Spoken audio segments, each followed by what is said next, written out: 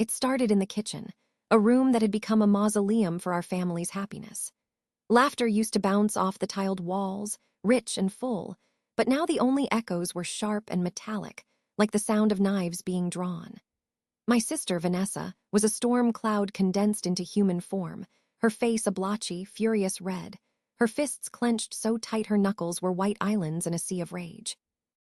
Her voice, when it finally erupted, was a full octave higher than anger, scraping the ceiling with its raw, jagged pitch. "I told you not to touch my things," she screamed, her fury so potent it seemed to have its own gravity, shoving a heavy oak chair aside as if it were made of cardboard. The chair scraped against the tile, a sound like a wounded animal. "I didn't," I protested, my own voice small against the hurricane of her rage. I clutched the simple glass of water I had come for, the cool condensation a stark contrast to the heat radiating from her. It was the only thing my fingers had touched since entering the room. "I don't even go in your room." I learned that lesson years ago, after she accused me of stealing a bottle of her perfume, a scent I was allergic to. The truth never mattered to Vanessa, only the accusation did. Please subscribe to our channel and tell us in comments from where are you watching this video. My denial was nothing to her, just wind against a fortress wall. It didn't stop her. It never did. She stormed across the handful of feet that separated us, her movements jerky and violent. The world seemed to slow down, my mind unable to process the velocity of her hatred. Before I could even raise a hand to shield myself, she slammed me against the cold, unyielding metal of the refrigerator. Her elbow, a sharp and brutal point of impact, crushed into my ribs. It was a fast, vicious, and sickeningly precise blow. I felt something give way inside me, a wet, popping crack that seemed to reverberate through my entire skeleton. My knees, suddenly devoid of strength, buckled.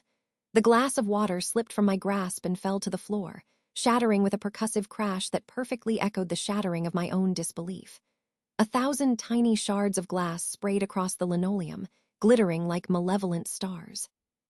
I gasped, my hand flying to my side as a white-hot pain began to crawl up my spine like a colony of fire ants. It was an agony so profound it stole the air from my lungs. "Mom," I screamed, the word torn from my throat, raw and desperate. "She hurt me, something's not right, I can't breathe." But the only response from the living room was a slow, lazy voice, thick with indifference. "Oh, honey, not again." The words drifted down the hallway, each one a small, dismissive pat on the head of my pain. I looked toward the sound, my vision swimming, expecting, praying for a flicker of maternal concern. But Mom didn't even get off the couch. I could see her silhouette against the flickering blue light of the television. She didn't ask what happened. She didn't look at my face, which I knew must be twisted in an agonized grimace. Instead, she sighed, a long, put-upon sound that positioned me as the ultimate inconvenience. She rolled her eyes, a gesture I could feel even from the other room. She didn't mean it. Her voice was a low mutter, barely audible over the sitcom laugh track. "Don't be so dramatic," Mom added, and I heard the soft rustle of her brushing popcorn crumbs from the lap of her sweatpants. "And don't even think about calling the cops. That'll go on her record. She's still applying for jobs." I couldn't believe what I was hearing, though I should have. This was the chorus of my entire life. I was 23 years old, a ghost in my own home. I had been working a grueling part-time job at a diner and studying online, meticulously saving every penny, trying to claw my way out of this toxic house brick by painful brick. Vanessa was 25, unemployed, perpetually angry, and apparently completely above the law. She was the golden child, the sun around which our broken little family orbited. Her tantrums were excused as passion, her failures as temporary setbacks, her cruelty as a simple misunderstanding. When I managed to limp to the doorway, clutching my side, and told them through ragged breaths that I thought my rib was broken, Mom actually laughed. It was not a kind sound. It was dry and brittle. "It's probably just bruised," she said, not even looking at me, her eyes fixed on the screen. "Take a Tylenol and stop ruining the evening." Ruining the evening. As if my agony was a poorly timed joke, a social faux pas. That night, I lay on my lumpy mattress, a prisoner in my own body. Every breath was a fresh wave of fire, a wheezing, shallow struggle. I held my phone in a trembling hand, the screen a bright beacon of potential help in the darkness. I wanted to dial 911. I wanted to scream for an ambulance. But I couldn't. I didn't have health insurance, thanks to being unceremoniously cut off my parents. Plan the day I turned 18, a birthday present of harsh reality. I didn't have any savings either. Every cent I managed to squirrel away had been borrowed, or rather, stolen, by Mom for so-called emergencies. Groceries, she'd claim, her voice dripping with manufactured desperation. Utility bills we were about to miss. But the groceries always magically turned into Vanessa's new eyelash extensions. The utility bill money transformed into a weekend bender with her equally toxic friends. The next morning, the pain was a constant, throbbing companion. I woke up to find Vanessa in the kitchen again, humming a cheerful tune as she poured herself a glass of orange juice. The orange juice I had bought. There was no apology in her eyes, no flicker of guilt. She actually smirked when she saw me wince as I reached for the cabinet. "You always bruise like a peach," she chuckled, taking a long, leisurely sip. It was such a casual, throwaway comment, a testament to how many times she had seen me bruised before. I wanted to scream. I wanted to take the carton of juice from her hand and smash it against the wall. I wanted to break something of hers in return, something she valued. But I did neither. Instead, a strange, cold calm settled over me. I sat down quietly at the table, the simple act sending daggers of pain through my side. And I planned. I planned because I remembered something critically important. Vanessa had spent my entire life putting me down, a systematic campaign of psychological warfare. She had stolen my friends in middle school with insidious lies. She had stolen my birthday money, my clothes, my peace of mind. She once told a college boyfriend I adored that I had cheated on him, just so she could have him for a brief, triumphant month before discarding him. But now she had something to lose. A future. A career she was desperately, clumsily trying to build. And I, for the first time, had something better than anger. I had proof. With excruciating slowness, I limped to the bathroom and locked the door. The click of the bolt was a definitive sound, the first step in sealing their fate. I lifted my shirt, my breath catching in my throat at the sight. The bruising was a grotesque, blooming masterpiece of violence. It was already darkening, a sick palette of yellow and green around the edges, with a deep, angry core of purple and red right over my ribcage. The area was swollen and tender to the slightest touch. I took out my phone and I recorded everything. I took high-resolution photos from every angle. I filmed a short video, documenting the way I gasped and shuddered when I tried to take a deep breath. Then, I found the voice memo app and replayed the recording I had surreptitiously made the night before, holding the phone's microphone up to its own speaker. Mom's voice, clear as a bell. "Don't call the cops, it'll ruin her job hunt." I made backup files. I created a new, anonymous email account and sent everything to myself. I uploaded the files to a cloud drive. I was methodical, precise. I didn't know exactly what I would do with this arsenal yet, but something inside me had snapped, just like that rib. The part of me that was programmed to protect her, to absorb the damage and keep the family's ugly secrets, had died on that kitchen floor. I wasn't going to be the family punching bag anymore, not literally, and not emotionally. They had spent years building this carefully constructed narrative. Vanessa, the beautiful, tragic, misunderstood girl just trying to get her life together. And me, the burden, the overreactor, the drama queen, not anymore. Not after what she did. And not after what I was about to do next. 3 days passed in a haze of pain and quiet fury. I moved through the house like a phantom, a ghost they had created. I didn't say a single word to Vanessa. I didn't sit at the dinner table while they ate, pretending everything was normal. I didn't even flinch when Mom aimed her daily sarcastic remarks at me like poison darts. Still sulking, huh? Or, "Vanessa has a very important job interview tomorrow. Don't you dare bring your drama into it." Every time they opened their mouths, they were unknowingly adding fuel to a fire that was burning hotter and hotter right under their own feet. They had no idea they were standing on a powder keg, and I was holding the match. I went to the local urgent care clinic on my own, the 2-mile walk an odyssey of short, painful breaths. The waiting room was sterile and smelled of antiseptic, a clean smell that felt like a different universe from the stale toxicity of my home. The doctor, a kind man with weary eyes, confirmed what I already knew: a fractured rib. He raised an eyebrow when I gave him my flimsy, rehearsed story about falling down the stairs, but he didn't press. I didn't need his pity. His pity couldn't change my past. I just needed the documentation, the official, undeniable proof. I paid the copay with a borrowed credit card from a friend, my own having been maxed out for years because of the endless stream of family emergencies my mom always needed help with. When I got home, The house was buzzing with a false, saccharine energy. Vanessa was bragging, preening about her upcoming job interview.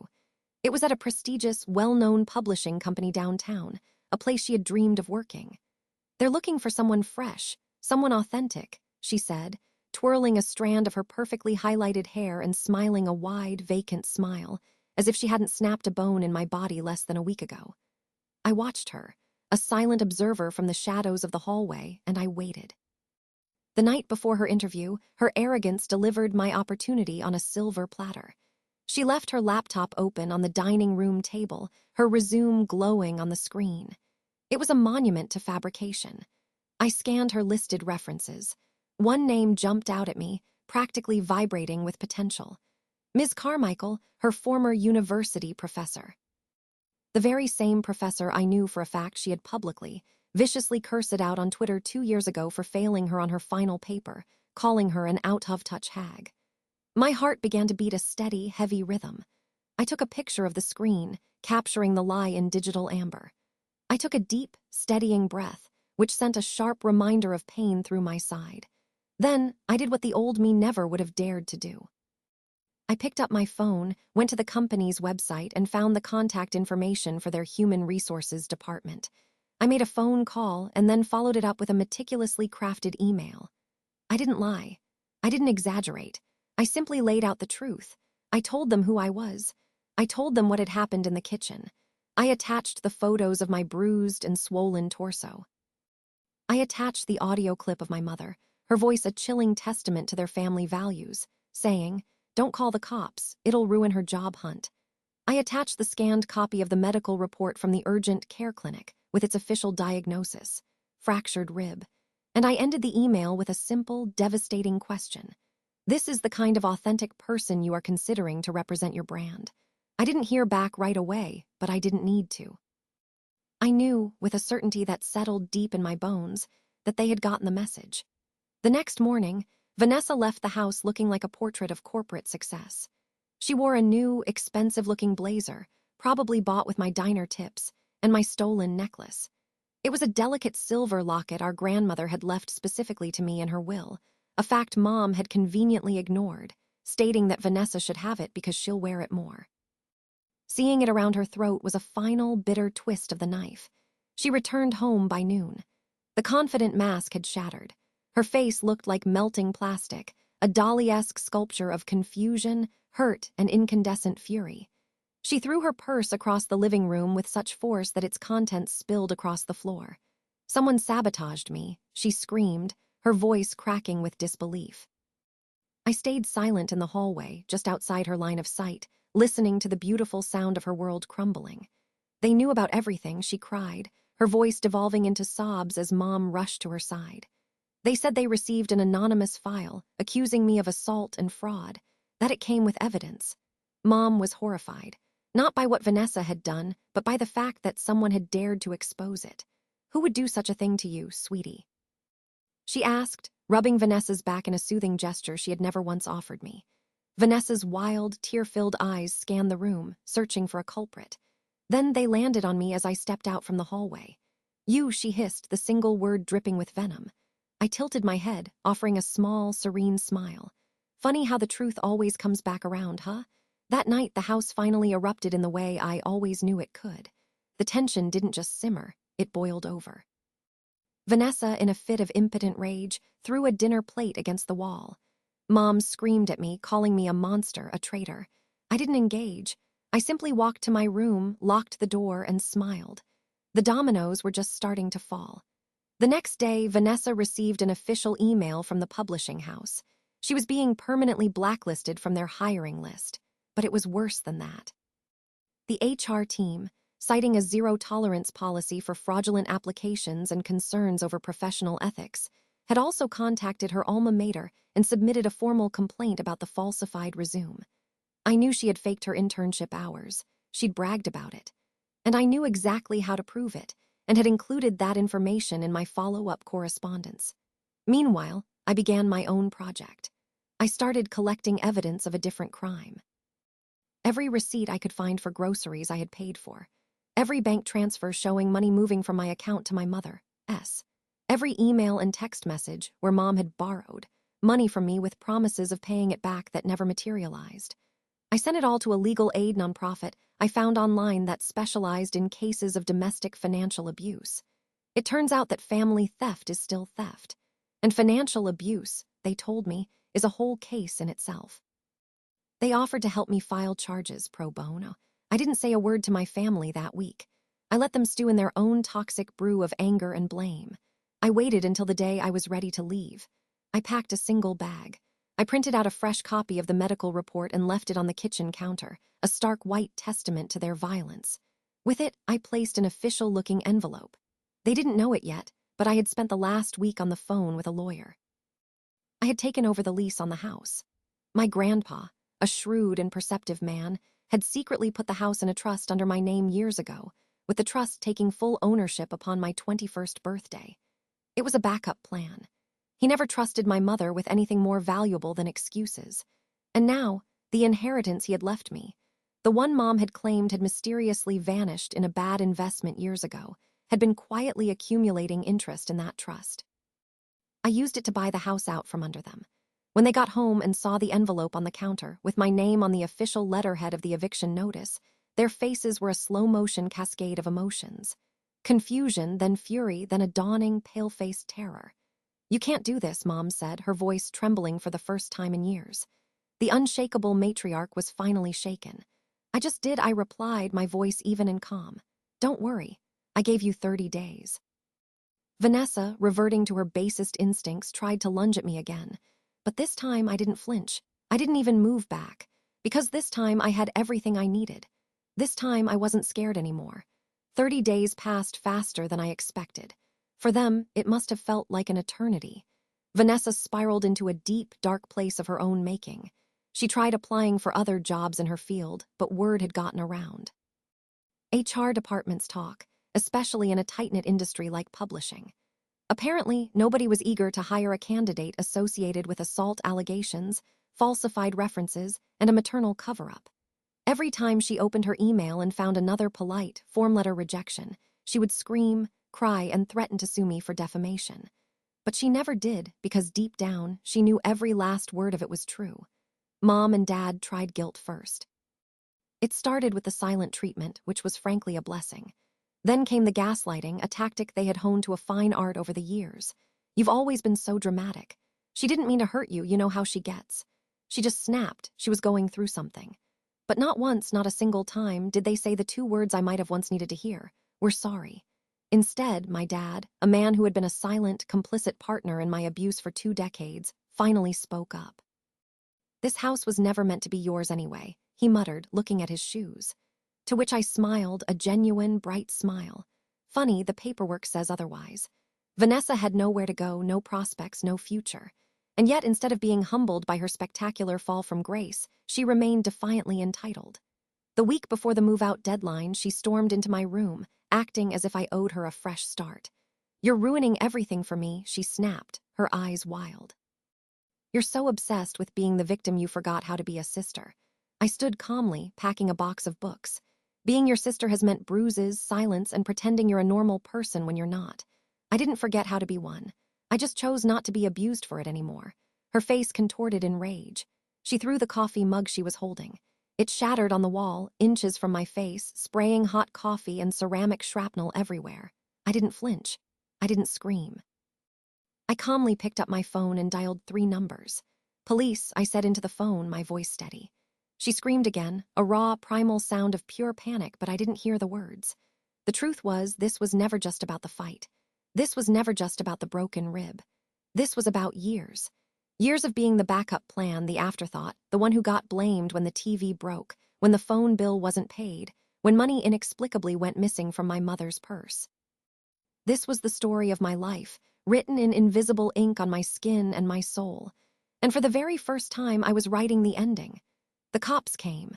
Vanessa locked herself in the bathroom, her panicked sobs audible through the door. Mom begged me, her hands clasped as if in prayer, to make it all disappear. "This will destroy her future," she pleaded, tears streaming down her face. "You should have thought about her future the day you left me on the floor while I couldn't breathe," I said, my voice as cold and hard as steel. They were given one final extension, 48 hours to vacate the premises before a trespassing charge would be filed. The day they left, they didn't even say goodbye. Vanessa stomped out the front door with 2 black garbage bags full of her clothes, a trail of my mother's shrieking recriminations following her down the driveway. My dad didn't look at me. He looked at the floor, at the scuffed linoleum, as if he couldn't bear to face the daughter he had spent years diligently ignoring. Once the front door closed and their car faded into the distance, the house was silent. Utterly, profoundly silent. I stood in the middle of the hallway and I listened to the quiet. No slammed doors, no sneering remarks, no Vanessa pretending she was untouchable, no mom playing referee with a loaded bias, just peace. A thick, beautiful, heavy blanket of peace. A week later, I started the renovations. I painted over the holes in the walls. I got rid of the old, sagging furniture that smelled of popcorn and disappointment. I scrubbed away the memories until the whole house felt new. Then, I did something bold. I turned Vanessa's old room, the one she had guarded so jealously, into an art studio. The one thing I was always told was a waste of time, something that would never pay the bills. And then, I opened my inbox and finally responded to the offer I had turned down months ago, believing I could never afford it. The full scholarship from the university I had deferred. They wanted me back. And I went. Not with baggage, but with freedom. Months passed. My art, the work I poured my soul into, started getting noticed online. I started freelancing for design companies, some of which were the very same ones Vanessa had once begged to interview with. My professors championed my work. My voice, which had been a whisper for so long, came back slowly and then all at once. One day, I received an anonymous message on my LinkedIn profile. "Did you really have to ruin your sister's life just to get into a good school?" I smiled. I thought about the question for a moment and then I typed back my reply. "No, I rebuilt my own. She just got caught in the debris of what she destroyed." Then I logged off. The last I heard, Vanessa was living with a friend 2 cities over, bouncing from one dead-end retail job to another. My parents had moved in with an aunt who, unlike them, wasn't blind to their manipulations and had laid down a strict set of rules. Every holiday I spent it with my chosen family, with people who actually asked me how I was doing, who knew how to love without leaving bruises. And on my graduation day, the second time around, I didn't invite my family. But I did wear the delicate silver necklace my grandma had left for me, polished and gleaming against my skin. As I stepped onto the stage to accept my diploma, I whispered to the quiet air around me, "This one's for every time I was told to stay quiet." The applause wasn't thunderous. It didn't need to be, because this time I was the one holding the pen. And the ending, it was finally, blessedly mine. Please subscribe to our channel and tell us in comments from where are you watching this video.